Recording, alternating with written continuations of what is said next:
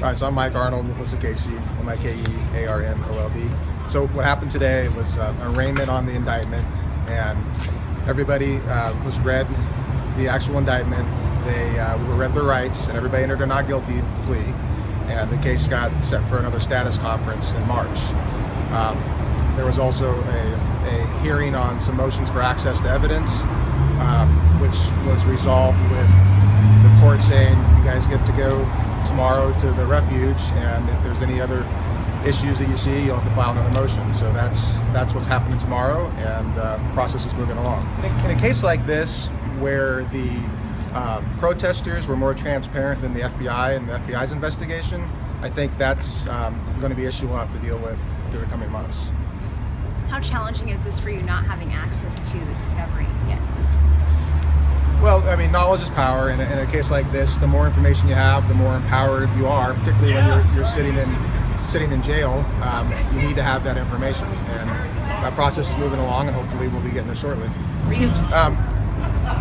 Being in custody is prejudicial to a person who's presumed innocent for several reasons. One, it's, you have a presumption of innocence, and it is just kind of intellectually ironic that while you're presumed innocent, you're in jail. It gets complicated in terms of communicating with counsel, but when I have an out-of-custody client, I bring them to evidence viewings, I bring them to the scene, I bring them places with me because they're an essential part of the legal team. And they were there, and so their information in real time is vital to doing our job to represent someone.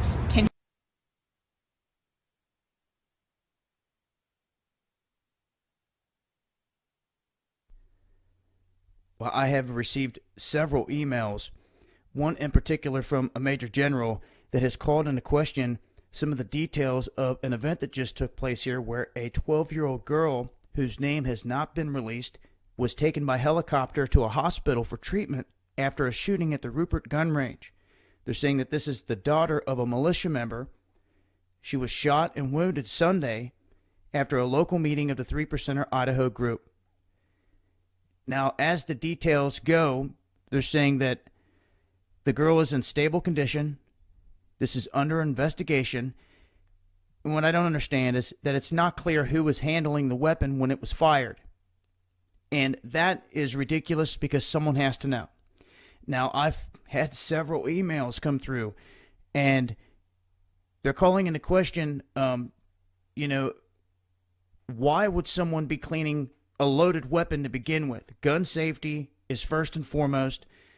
Mr. Curtis here, which some of you may be familiar with from the Oregon standoff situation, and I'll talk more about that in the end here, but he put out some details saying that what had happened is the gun went off accidentally while a member was cleaning the weapon.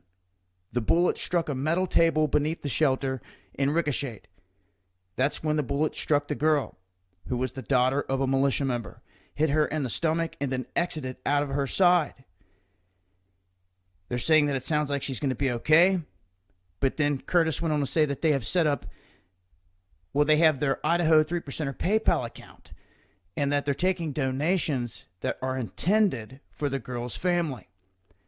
Now, this is where a lot of people have messaged me, militia, specifically. Militia that has sat back and watched this whole thing go down with the Oregon standoff and didn't take the bait and have been questioning the people involved the whole time.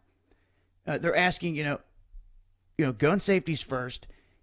In an incident like this where someone, which they're keeping the name hidden, we should at least know that, who had the gun or the weapon.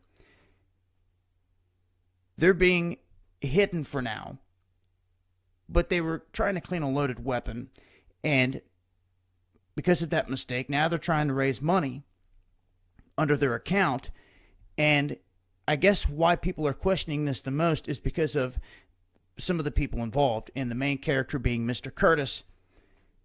When we dug into everything pertaining to him at the Oregon standoff, some flags started to fly. Now, none of those details have anything to do with this. This looks to be completely accidental.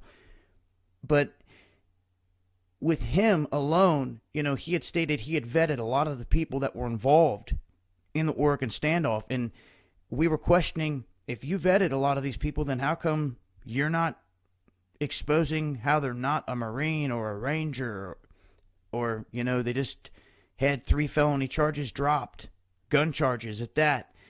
All these things, if they had vetted these people, which now everyone knows. Then there was the big question of, where were they at the day the shooting went down? Where were all these people at? It seems like everybody was not in the know. It was just really weird. And then came the questions of, okay, now it looks like they're trying to go after more people. They've just recently announced early March they're going to be dropping the names of more people, more defendants, more parties they're going to involve in this ongoing indictment. And it has a lot of people questioning, okay, is this going to involve me because I was down there, wherever it was? All these people did different things in different places. Some just showed up as media. But if you've been paying attention, they're using the threats that were made specifically as the number one tool in the conspiracy charge, which just has to be 2 or more people planning or plotting something to do something. If they feel that anyone was tied in any way to doing that, they'll try to hit them with that charge as well, I see. But the guys that had guns down there, I kind of foresee anyone that had their guns aimed at agents, especially the guys that were up on the bridge, those, in my opinion, may be the first ones they try to go after. I'm not sure. It's yet to be seen, but they've already gave it away that it's coming.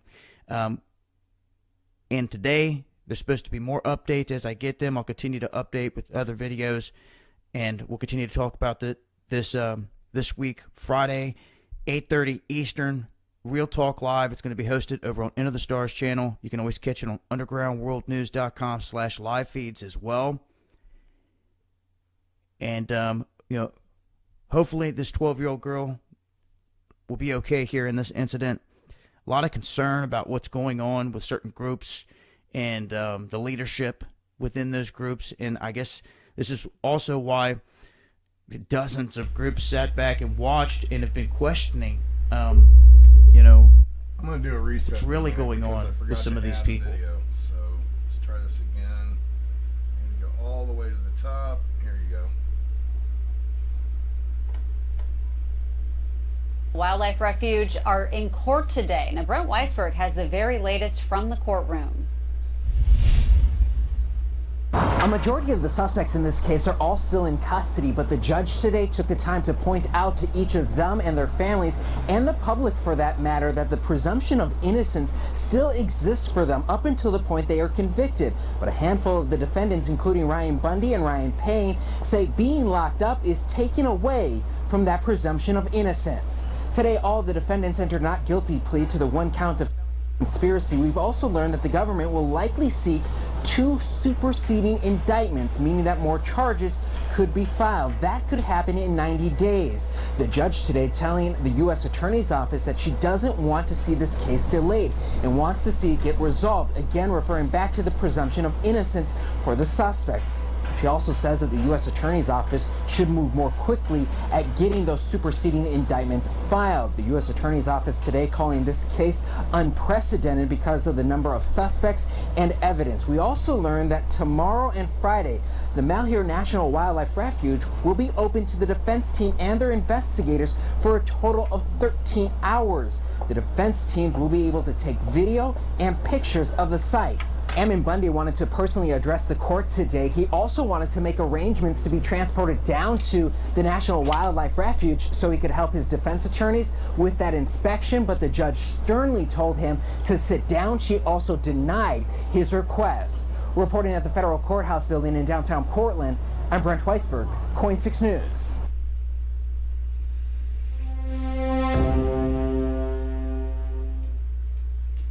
All right, so I'm Mike Arnold, Nicholas Casey, MIKEARNOLD. So what happened today was an arraignment on the indictment, and everybody was read the actual indictment. They were read their rights, and everybody entered a not guilty plea, and the case got set for another status conference in March. There was also a hearing on some motions for access to evidence, which was resolved with the court saying you guys get to go to tomorrow to the refuge, and if there's any other issues that you see, you'll have to file another motion. So that's what's happening tomorrow, and the process is moving along. In a case like this, where the protesters were more transparent than the FBI and the FBI's investigation, I think that's going to be an issue we'll have to deal with through the coming months. How challenging is this for you not having access to the discovery yet? Well, I mean, knowledge is power. In a case like this, the more information you have, the more empowered you are, particularly when you're sitting in jail. You need to have that information, and that process is moving along, and hopefully we'll be getting it shortly. Being in custody is prejudicial to a person who's presumed innocent for several reasons. One, it's, you have a presumption of innocence, and it is just kind of intellectually ironic that while you're presumed innocent, you're in jail. It gets complicated in terms of communicating with counsel, but when I have an out-of-custody client, I bring them to evidence viewings, I bring them to the scene, I bring them places with me because they're an essential part of the legal team. And they were there, and so their information in real time is vital to doing our job to represent someone.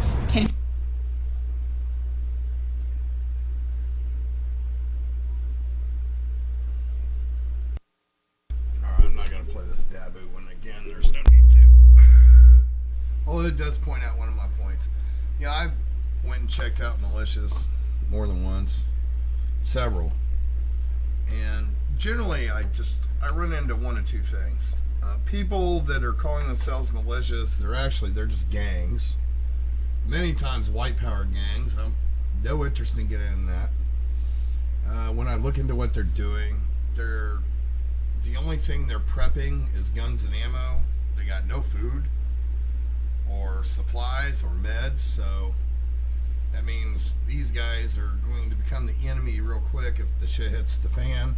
The rest of them are not well-organized militia. They're well-disorganized militia. Many of them are only messing around for what reason. I don't know. Maybe they're bored. I don't know. Maybe they got tired of clubbing and decided to go do something else. I don't know. I have a bad taste in my mouth from the whole militia thing because it's not militia in the first place. We used to have militias in our states. It was called the National Guard, but the Army co-opted that because the states, the U.S. Army offered to pay for it to let them handle the National Guards. So the states said, well, hell yeah, I ain't got to pay for it. So the Army took over the National Guard, and that was kind of the end of that. So there's no really state militia. You can, but the state can call on the National Guard, but still that's the Army, and that's kind of, since the National Guard falls under the U.S. Army, that's still kind of against posse comitatus, but it's kind of one of those borderline kind of, how do you describe, how do you work this out deals. So, that being said, you use your own judgment. I won't be involved with any kind of militia that isn't also preppers too, because those people are just going to be the people I'm going to have to shoot when they come for my shit. So, be careful out there, guys. I do have something from Sierra Strikes Back, but it's like 4 hours, and I went through it, and a lot of it, most of it, the part I'm interested in is McConnell, like the rest of you guys. So, excuse me while I skip around in this till we get to the full details. So stand by while we get that done. There again. So.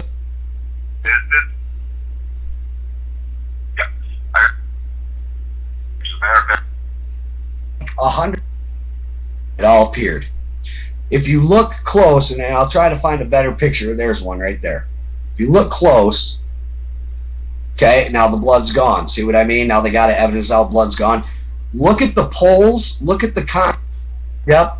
Lenny has a big. Everyone must check in. Yeah, this check in where? For what?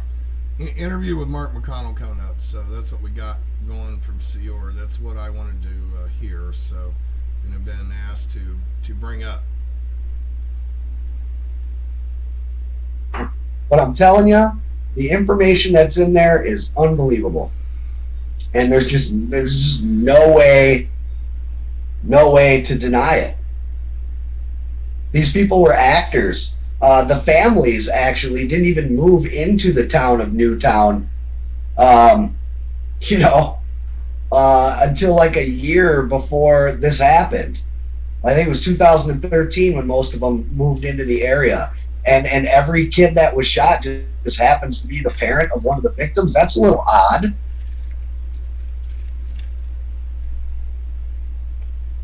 I don't know. Eric, are you still with us? I'm a little confused. I thought this was Mark McConnell. Yeah, I'm still here. About 5 minutes I had to go in for a parent-teacher conference, but I thought this was somebody told me this was an interview with Mark McConnell. I guess it's not. I guess I got in the wrong box or something. Hold on, let me go find this. Let me go see if I can find it. Give me a second. Maybe I looked at the wrong one. Collins, some false flags. I see nothing there with Mark McConnell or whoever it was. The guy driving the Jeep at the shootout. So I guess I got the wrong information. Oh well. Anyway. Oh my God. I'm going to play this. I can't stand listening to this woman, but apparently Joint UN is creating Global Police Force Initiative. Yeah, but yeah, you know what? I'm not even going to support Chris Ann Hall. Because yesterday she said the FBI was moving on the Finicum Ranch and it was a complete and total lie. So I'm just going to skip into something else and see if I can get a hold of The Sergeant. following is a fictional story of events that may happen in the near future. 8 a.m. New York Stock Exchange. It's a cold, breezy day on Wall Street as markets await the Federal Reserve's announcement for QE4. Futures are up significantly. The Dow Jones just breached its 2008 high of 14,164. Gold just hit an all-time high of 2,900. Silver just breached $100 per ounce. The dollar index is holding at 53. With official unemployment at 16.3%, there is a nervous feeling on Wall Street that if this doesn't work, the world could implode into a depression that will last for the remainder of the decade. 8:19 a.m. Beijing. Chinese officials announced that they can no longer allow Washington to devalue their holdings. After making their concerns private, China accepts that Washington will never stop paying its debts with inflated. Well, that was meant for later. Okay, anyway, this is coming from Spiro today. FBI and BLM agents linked to corruption, cover-ups, and much more. At the end of the day, everything always comes out in the wash. For those of you involved in federal oppression and overreach, that information will see the light of day, and there are plenty of people out there who will expose it. For example, here, federal employees brag of stealing land. In this video that I'm going to leave a link for, you can see federal employees bragging about how they used government money to swindle 2 World War II veterans out of their $40 million estate for just a couple $1,000,000. And then they laugh and joke about it and have a little celebration. Well, if you're interested about this story, I'm going to leave a link, and they tell you the players involved and give some more background information into the story. A few weeks ago, I did a story talking about Greg Bretzing, who is currently the special agent in charge operating out of the Portland, Oregon field office, and he is leading the investigation for the Oregon standoff case as well as the death of Lavoy Finicum. I detailed how back in 2011, Mr. Bretzing was the assistant special agent in charge of the Utah field office that was rocked by a scandal that involved national security breaches, fraud, corruption, and cover-ups. I think it's important for everyone to be aware that back in 2009, Greg Bretzing was the special agent in charge of a different massive investigation taking place in the Four Corners region of the U.S., Arizona, Colorado, Utah, and New Mexico. In this investigation that lasted over 2 years, the BLM and FBI were investigating an alleged Indian artifacts trafficking ring. The key player in this investigation was Ted Gardner, the man you see here. He was pretty much at the lowest point of his life after losing his business and his wife. He was at rock bottom, and he was approached at that point in time by these agencies. They turned him into an informant and paid him over the course of this 2-year-long investigation, close to $250,000. Now, these agencies gave him envelopes full of cash and sent him out to try to buy and sell ancient Indian artifacts from people around the area. This guy claimed he had an extensive inside scoop on this alleged black market or trafficking ring of Indian artifacts. And he did this all while wearing a t-shirt button camera. He wants 10 for it. Who just had $10,000? You will never ever see another rattle mug like this again in your life. And I don't say that very often about stuff. Hey, Dan. Jeannie needs time to think about it. I think I got her. The man that the FBI and BLM informant was talking to on the phone is this man here, Dan Love. Some of you may remember him from the 2014 Bundy Ranch standoff, where he was the head of the BLM for Utah and Nevada. Now, this investigation eventually led to the raids being conducted on 24 different people, and they were served 12 different indictments. It also led to the death of 3 people. Now, not the raids themselves, no one died during that time, but subsequently afterwards, 2 defendants committed suicide, and then the informant, feeling guilty, then committed suicide. There was a lot of questions as to the heavy-handedness and the tactics that were used by the federal government during these raids. Even the sheriffs in Utah spoke out against Dan Love, the BLM agent I just showed you a photo of. The sheriffs referred to him as an arrogant and dishonest bully that has a little regard for local authority and dodges accountability, derailing a collaborative approach to police work on the state and federal lands. Now, I'm extremely concerned by the manner in which these warrants were executed. They came in full combat gear, SWAT team gear, like they were going after, the worst drug dealers in the world. And in the process, no, I don't believe anybody should be taking Indian artifacts. I'll establish that right off. But in the process, one of the leading figures in the whole county down there, who was a leading doctor, had delivered almost everybody who lived in the county as a doctor, committed suicide. Let's give it a shot and see if I can get a hold of Deb. It looks like about time.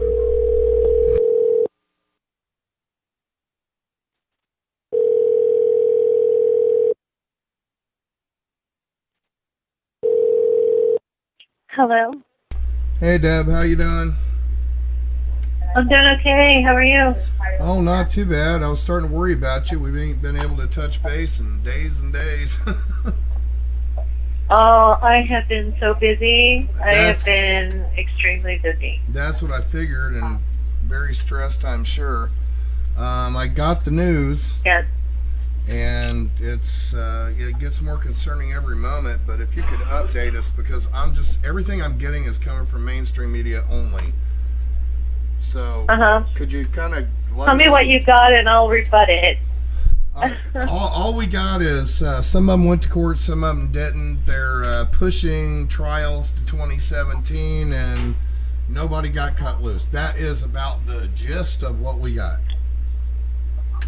Okay. Well, that's interesting. Okay, so the judge, the prosecution wants to push it out to 2017, of April of 2017. And the judge said, no, you're not going to do that. She told them they needed to get their stuff together, and because she was moving on. Good things really happened today. I'm surprised that mainstream media didn't talk about the fact that they have merged the case. The attorneys are going to work on this case as one. Yeah. Actually, Coin News come out, and of course they started out, the militant activists that, and then they kind of went on from there, and they really gave no true information.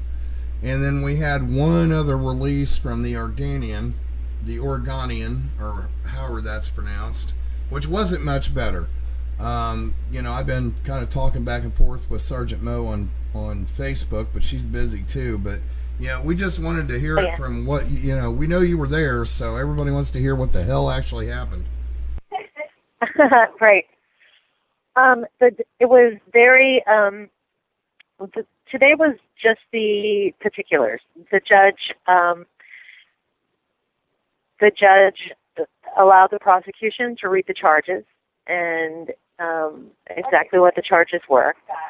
And then the judge had to, at one point, of course, tell everyone, the defendants, that they were innocent.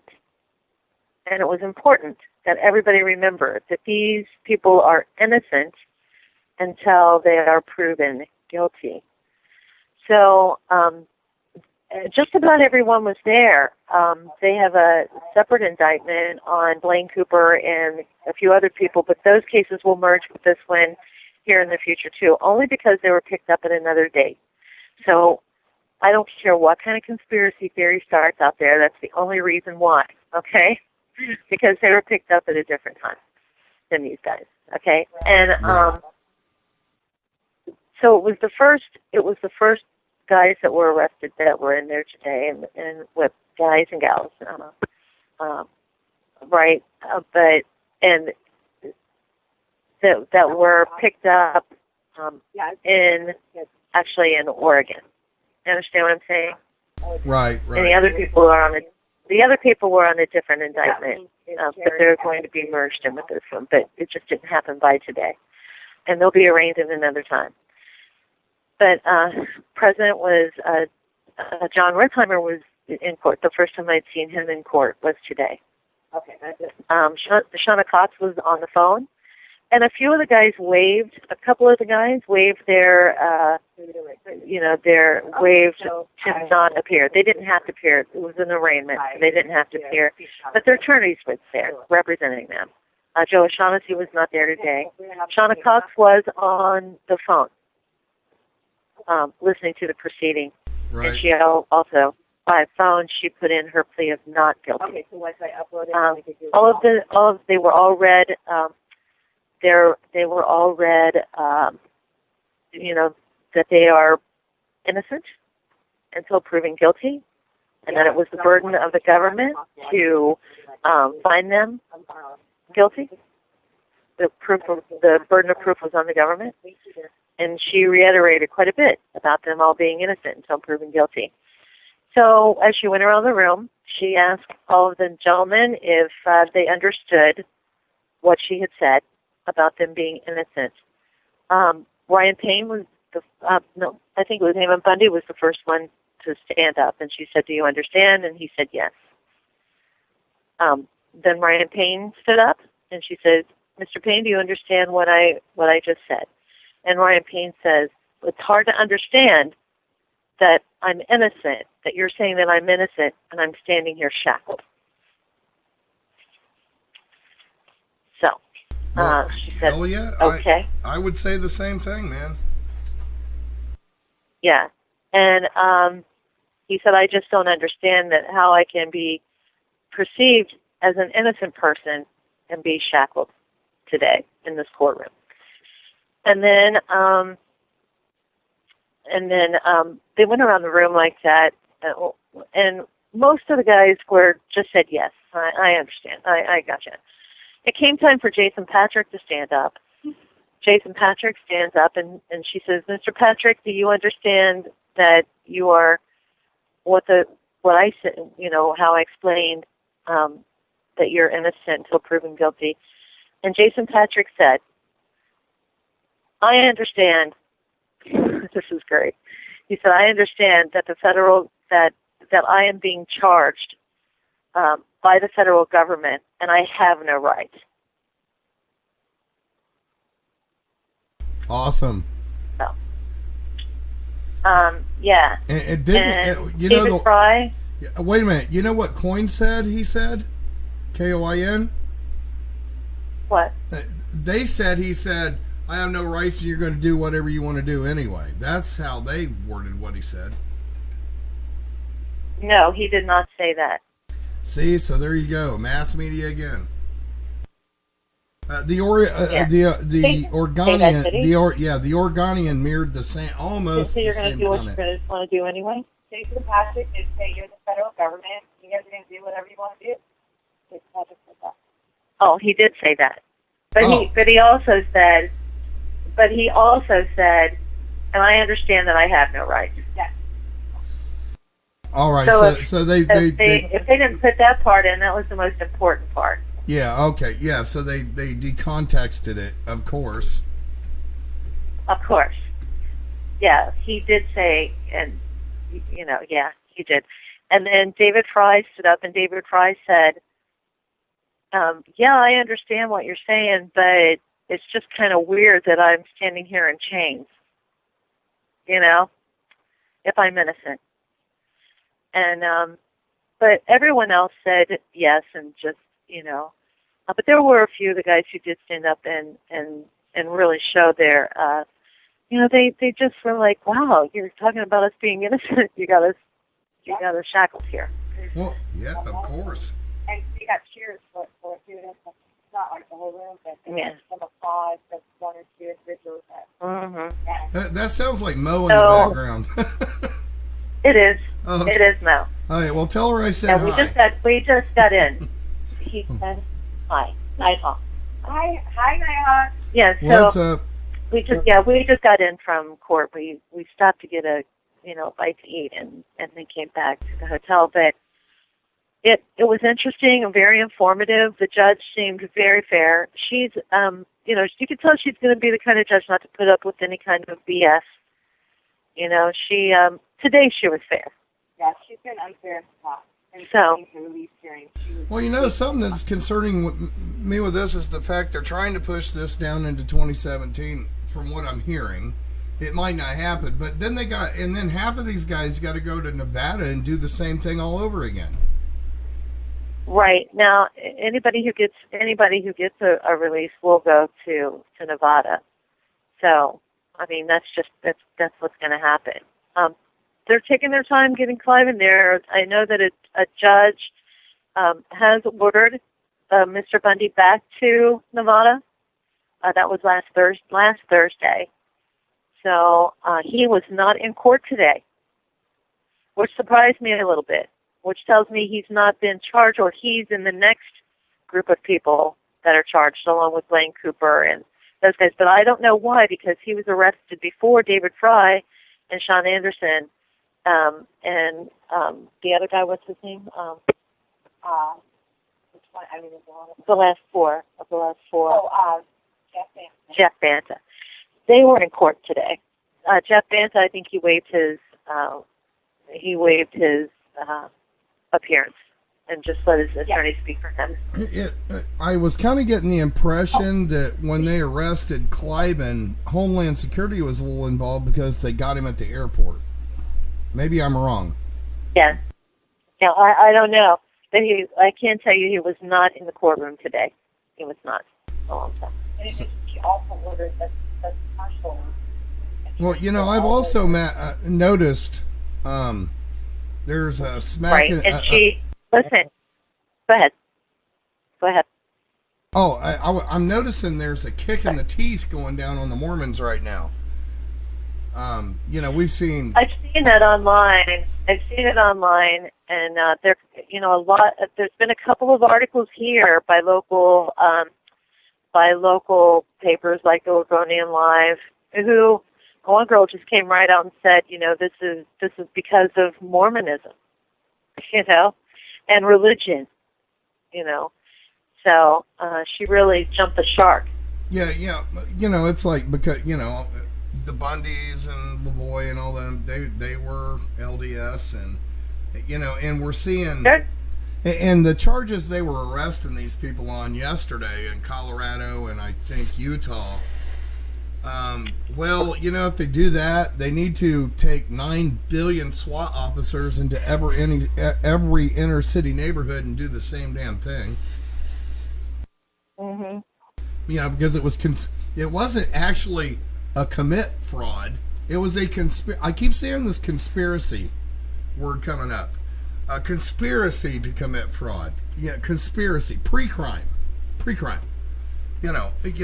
the hell is conspiracy? Right. You thought about something, so therefore you go to jail.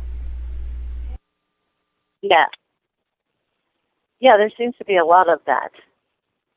There seems to be a lot of, you said this and you said that, and so that means that you must have been thinking about doing this.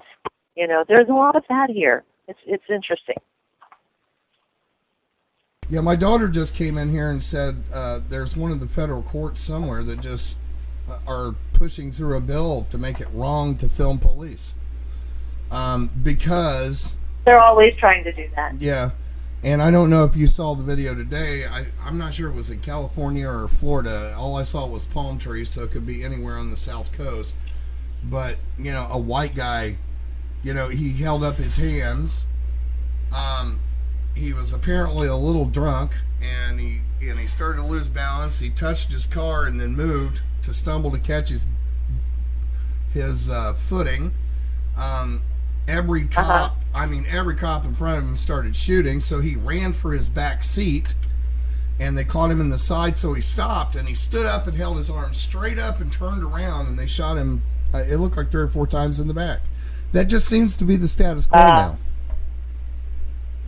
Yeah, doesn't it though? But, you know, I'm not trying to be racist or sound racist, but why is there no rage over that? Why are cities not burning? And I don't mean that well, I don't think that has. Well, it's not racial. It's because it's not racial. I think that the American people are starting to wake up to the fact that it's not only black people that this is happening to. You know, and that means that the divide is closing. But that divide needs to close quick. You know, I've said it before. I've said it before when me and you've been on air together. You know, it's the sooner all these racial divides have been developed in this country, as soon as we all realize we're staring down the barrel of the same gun, the sooner we start running all their underwear, because this is getting bad. Even my own lawyer told me I needed to start shutting up a little bit on air. And I'm like, no, hell no, I'm not doing that, because then, you know, there's a difference between losing a battle and a difference between losing a war. You know, Pete lost a battle, but, you know, there's still a lot of us alternative media out here, and if we just all shut up, the war is lost, and Pete's battle is lost, and everybody that was at Mal here, their battle is lost. Hell no, I'm not going to shut up. I'm going to stand on the peak of my barn and fly the bird to them all, swinging a Confederate flag, an American flag, and a Gadsden's flag, and a freaking skull and crossbones. I don't care. You know, I'm not doing anything wrong. Right. And in my opinion, neither was Pete or anybody else out there.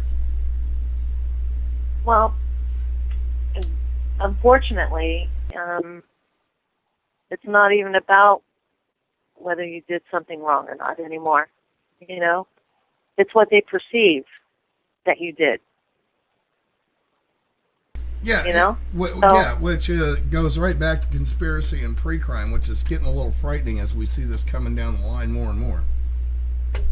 Mhm. So yeah, it's interesting to say the least. All right. Really anyway, all right. Well, we got. Okay, so I wanted to let you know this too, that the judge also ordered today that the marshals were to bring. Expedite the transfer of the rest of the prisoners to Oregon. So we look for that to be happening rather quickly after she gave that order. Mm-hmm. And there was much to do about the refuge today. The judge wanted, the judge allowed the defense to talk about. The actual refuge. The FBI said that they were finished with the crime scene, and the defense. Yeah, they're finished setting up the crime scene, right? They've already damaged it, ruined it. I'm suspect about this at this point on that matter. So, well, they brought that up. They were not allowed. They were not allowed to. They had no oversight for the defense while this was happening. While they were at the crime scene, investigating the crime scene, and but now they've taken 2 or 3 weeks to do this at the crime scene. They've had 2 or 3 weeks. The government has, and they only want to allow they only wanted to allow the defense 2 hours apiece to go to the crime scene tomorrow, and they, and it was kind of impromptu and fast, and they got to say when the defense could go and when they couldn't go. Understand? And the defense took offense to that. Right. And the judge actually said, well, you have a day and a half, a full day and a half, not just a couple of hours, and she made sure that the government understood that. And she said, and if you need more time, you come and see me. So, but the government, they want the defense investigators for the defense, because they need to go in there and film everything, and they actually ask if Ammon Bundy could accompany a team, and the judge denied that, said no. So they're actually going to get some time on the refuge? The defense investigators are, but not as much time as the government had. Right. Well, yeah, they had a lot of time to get in there and set it up. But I want to remind everybody. Yeah, there was absolutely no oversight. Yeah, I want to remind everybody right now that we did a video with Lavoie in which Sherry's camera, she had to do something and their camera went down, and they're all worried about the Indian artifacts. We have a video, and I'm going to cut that clip out specifically and put it up, and I'm going to send it to, I don't have your email address, but I'll send it to Mo, in which Sherry's camera went down, and it showed that the BLM office was actually using a smudge bowl as a doorstop. Yes. So, and that came out of my video, and I've seen a couple people actually caught that. I didn't catch it. It was really funny. It was my video, and I didn't catch it.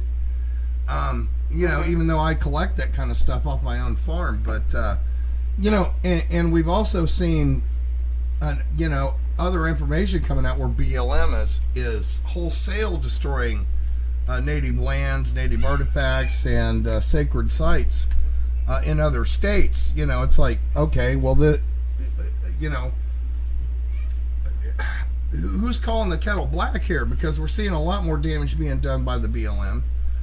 Well, they did bring up the artifacts today, and that additional charges are supposed to be coming concerning those artifacts. Now, we know that because they said that they built a road, and actually it wasn't a road.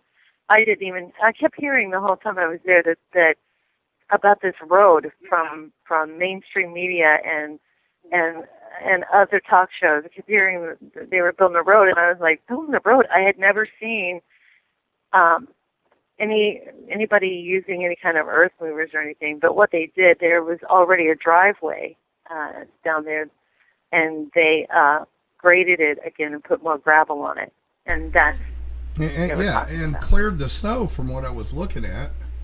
Yes. Yeah. So.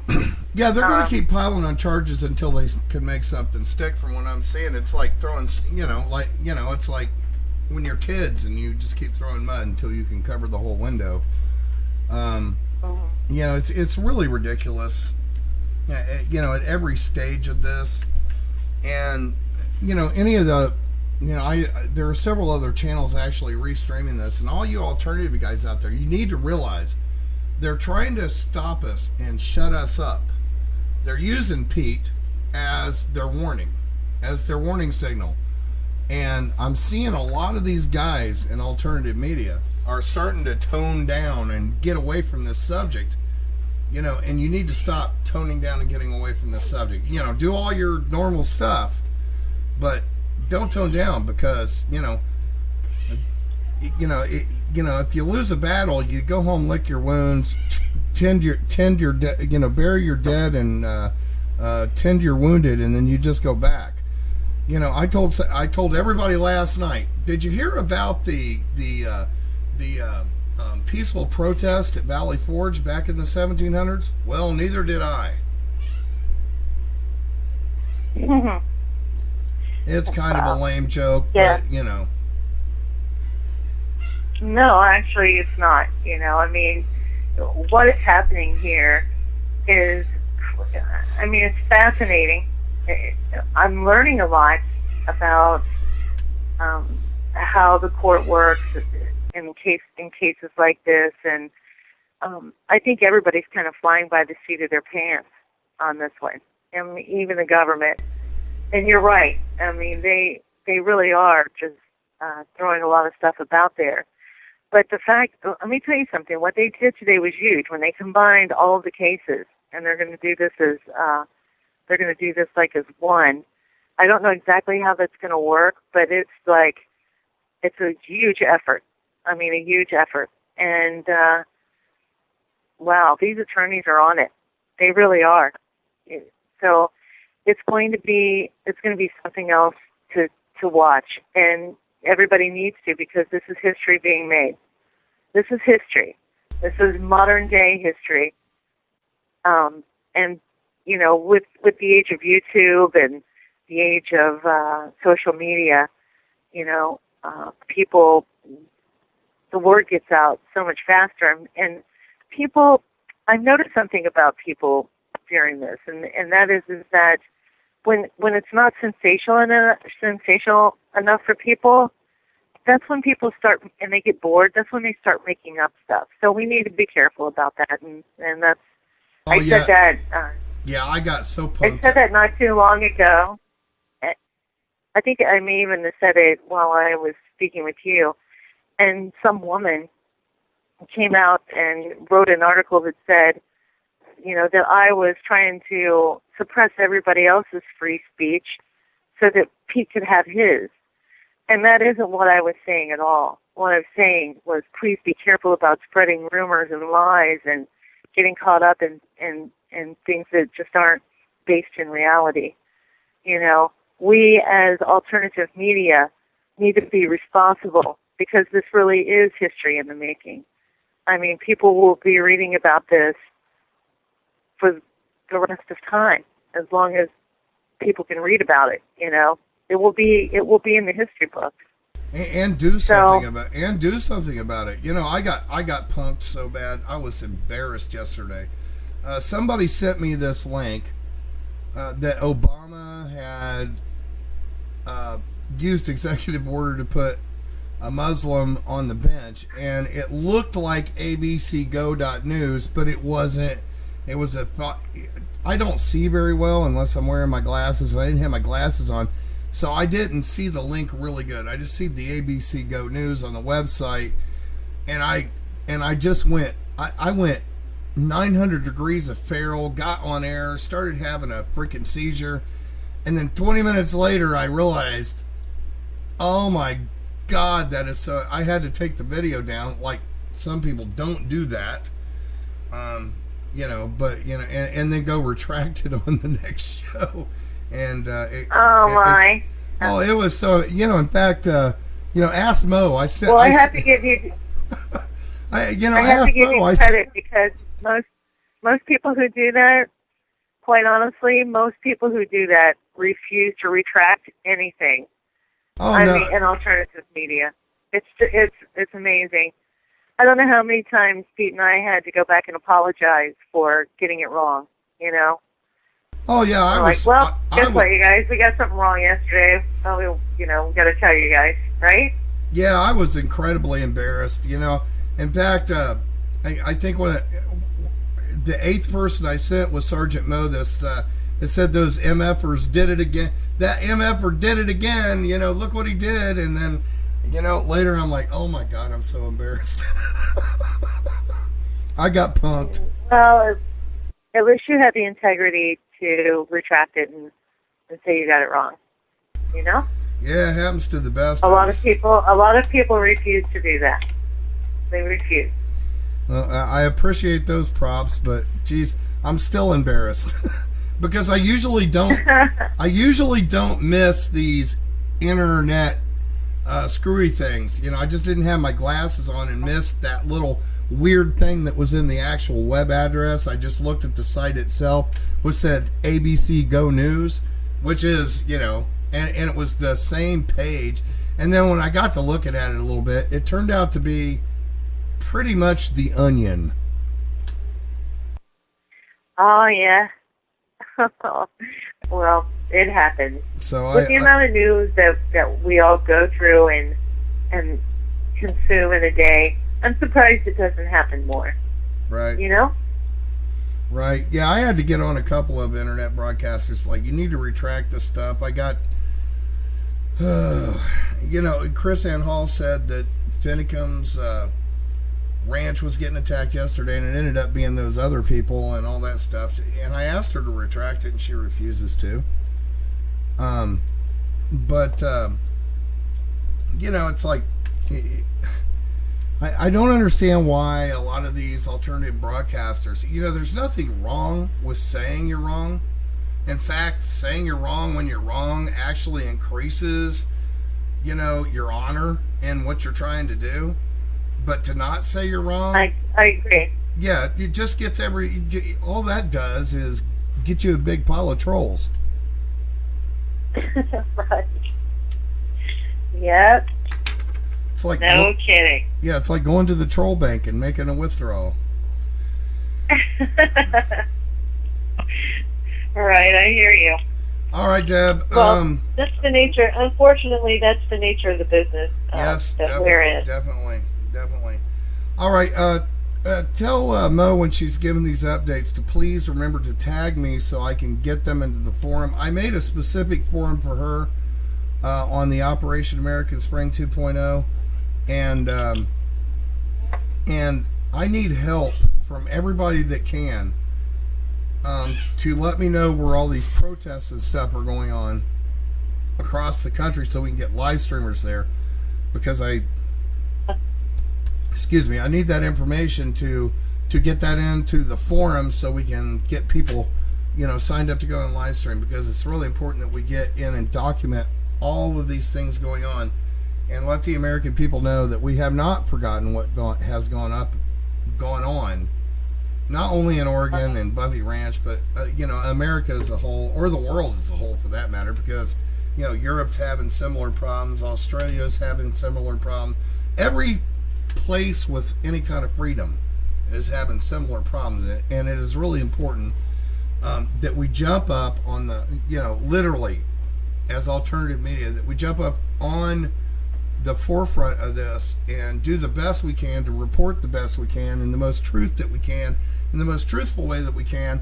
And when we screw up, say you screwed up and start, you know, do the next video.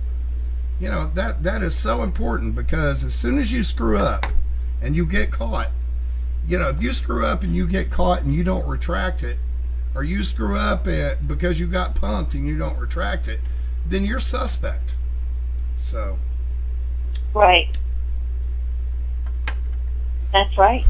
So, anywho. Okay. All right, have a good one. Thanks so much. All right, thanks for having me on. Hey, no problem. I was getting worried about you. I've called you every day for the last 5 days. You didn't answer, and I was like, is she mad at me or what? Oh, no. No, not at all. I've just been so busy. I imagine. With some things that I was just having to get done. And it's just been on the run. Well, I understand. Some days I just don't answer my phone at all. Listen, I do want to let everyone know that Pete will be back in the courtroom on Monday at 3 o'clock. He is going to try once again for his pretrial release. So everybody pray for him, and you know, pray that the judge shows some compassion and discernment and allows him to. Well, not just that. Call your representatives. Call the courts up there. Call everybody. And, you know, American Civil Liberties Union, everybody that you can think of, because, you know, I don't want to, no, you know, Pete shouldn't be separated separately, but in a lot of ways he should, because he is press. You know, and I went back and looked at all your videos 2 days ago from Bundy Ranch, trying to figure out why the hell they would be putting an indictment on him for there. And all I'm seeing, the only video I saw with him doing anything where there were a bunch of cops involved, he's going, comply, comply, comply, stop, stop, stop, stop, you know. So Yeah. where the hell does that even come from in Nevada? Yeah, it's unprecedented. I'll tell you that what they're trying to do here. So yeah, we're gonna see a whole lot of unprecedented stuff happen in America. I'm not sure which way the unprecedented stuff is going to go, but hopefully we get it on our side. Remember, folks, we have a battle that's not quite lost, but the war is still ongoing. Not saying you should run out with your guns and start some trouble, but you know, there can be a war of words and a war of pens. The pen is mightier than the sword. So, you know, folks, really listen to what we're saying, and I really hope all you guys out there in alternative media will actually work in this manner that I'm trying my best to work at. I've failed a couple of times, but I've also put out 600 videos in the last 3 months, or in the last month and a half. So I guess 2 out of the 600 isn't too bad, right? that's right. That's right. All right, Deb. No worries. You have a good night, and please ask Mo to keep me updated on Facebook so I can get the stuff into the forum. Okay.